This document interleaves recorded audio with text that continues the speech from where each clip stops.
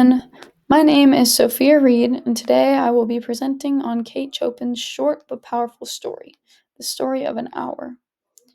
At first glance, it's a simple narrative about a woman learning that her husband has died, but underneath it's layered with emotional, psychological, and societal commentary. In this presentation, I'll walk us through the rhetorical context of the piece, break down key literary techniques, apply a couple of critical theory lenses, share my interpretation of the themes, and wrap up with some questions for class discussion. Let's get started by looking at the background of the story. The Story of an Hour was written in 1894 by Kate Chopin, an author best known for exploring women's inner lives and social roles during the late 19th century. It was published in Vogue magazine, when it was still more focused on fiction and culture. The story was pretty radical for its time. Louise Mallard's response to her husband's death shocked readers because she doesn't react with deep sorrow, she reacts with relief. That quiet joy of freedom felt controversial, and it still sparks debate today. Chopin's work was often underappreciated while she was alive, but it gained new recognition in the 20th century, especially with the rise of feminism literary criticism. She's now considered a literary pioneer who challenged traditional views on gender, marriage, and identity. Chopin's likely audience at the time would have been mostly middle or upper class women, many of whom have been able to relate more than they publicly admitted. Today, her stories are read by a much broader group of readers who see just how ahead of her time she really was. So here's a super short elevator pitch of the story, just to give y'all a reminder. Louise Mallard is told her husband died in a train accident. She goes to her room to grieve, but unexpectedly begins to feel joyful. She realizes she's free from marriage and can finally live for herself. But in a sudden twist, her husband walks through the front door, alive. Louise dies instantly, and the doctors claim it was the joy that killed her. Now that we have the basics, I want to dig into what really makes this story powerful. Its literary techniques.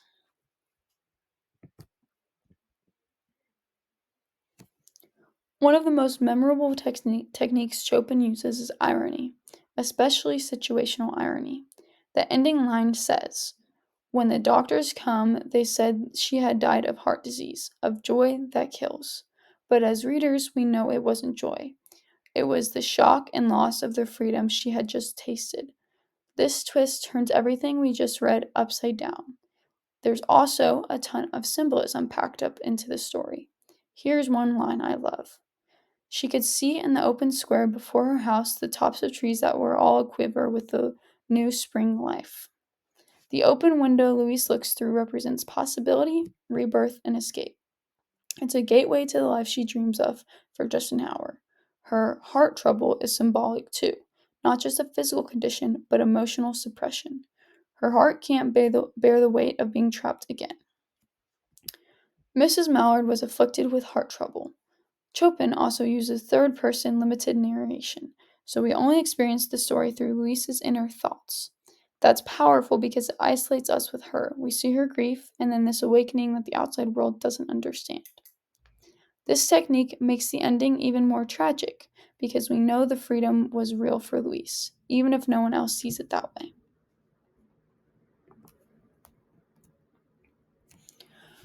From a feminist perspective, the story critiques the idea of marriage as a fulfilling identity for women. Even though Louise's husband wasn't cruel, Chopin suggests that the institution itself, especially in that area, was confining.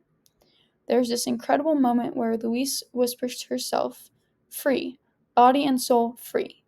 That line is so raw. It's not just freedom from grief, it's freedom from being someone else's wife, from being expected to serve, smile, and suppress her own desires.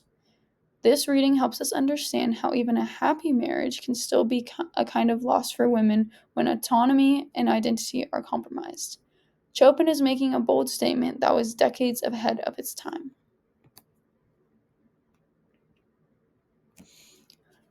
Through a psychoanalytic lens, Louise's emotional shift feels like a breakthrough. like years of repressed desire finally escaping. She moves from passivity to passion, from numbness to feeling. There would be no one to live for her during those coming years. This line reveals how little ownership she had over her own life before this moment. Now she can imagine herself living for herself, and her whole identity starts to reform in her mind. It's a short glimpse, but it's intense and ultimately overwhelming. Her sudden death could be read as her psyche collapsing under the weight of lost hope. So, what's the story of an hour really about? To me, it's about freedom, but not just in the political sense. It's about personal, emotional, and psychological freedom. Louisa's story is one of quiet rebellion against roles she never chose but was expected to perform. It's also about identity. For 1 hour, she is not Mrs. Mallard, she is Louise. And in that hour, she discovers the kind of life she could have had if she'd been allowed to live for herself. That awakening is exhilarating, but tragically, it's also fatal. I think Chopin is asking us to consider what happens to people, especially women, when they're denied agency for too long.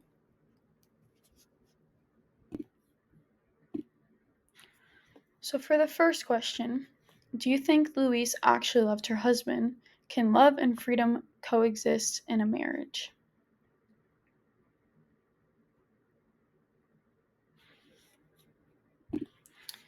Yes, I think Louise did love her husband, but probably not in a passionate, soul fulfilling way. She even says he was kind and that she'd love him sometimes. So I don't think it was a toxic marriage. It was just one where her identity was completely wrapped up in someone else's life. I think that love and freedom can exist together in a marriage, but not in the kind of marriage Louise had. For love and freedom to coexist, both people need to have mutual respect and support each other's independence. Louise didn't have that, and that's why his death felt like such a release to her. For the second question, can marriage be both loving and liberating, or is Chopin saying the two are incompatible? My answer to that is I think Chopin is more focused on the way marriage was in her time when women were expected to completely submit and live for their husbands. So, in that context, yeah, it was hard for marriage to feel liberating. But I don't think she's saying it's totally impossible. I think she's just showing what happens when someone is stuck in a role they didn't choose. In today's world, marriage can absolutely be both loving and liberating if both people support each other as individuals, not just as partners. So I think Chopin is warning us more than saying it can never work. For the third question, why do you think Chopin ended the story with Louise's death? What message does that send? Honestly, I think Chopin ends the story with Louisa's death to shock the reader and make a point about how fragile freedom is for women in that kind of society. Louise gets a tiny taste of what it feels like to live for herself, and the second it's taken away, her body literally can't handle it. It's not just physical heart failure, it's emotional. She'd rather die than go back to a life where she's not in control of her own choices.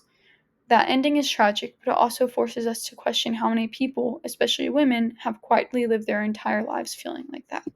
How did the symbolism of the window or Louise's heart illness stand out to you? The window really stood out to me. It's not just where she's sitting, it's a literal view into a different life. Everything outside is alive and moving. The trees, the birds, even the air feels fresh, and all of that represents the freedom and new beginning she suddenly realizes she could have. As for her heart condition, I think it's symbolic of how emotionally suppressed she's been. Her heart can't handle the weight of feeling too much, whether that's grief, hope, or disappointment. It makes the story even more tragic because you realize her physical weakness is tied directly to her emotional captivity. For my last question, what would this story look like today? Would Louise still feel the same? I really like this question because I think it's a very interesting one to answer. My answer to that would be if this story were written today, I think it would be a little different, but still powerful. Women now have more legal rights and social freedom, but the pressure to prioritize family, relationships, or caregiving over your own dreams is still very real. Louise might not feel as trapped in a literal sense, but I think a lot of people, especially women, can still relate to that feeling of not fully owning your own life. So, yeah, I think she might still feel the same, depending on her situation.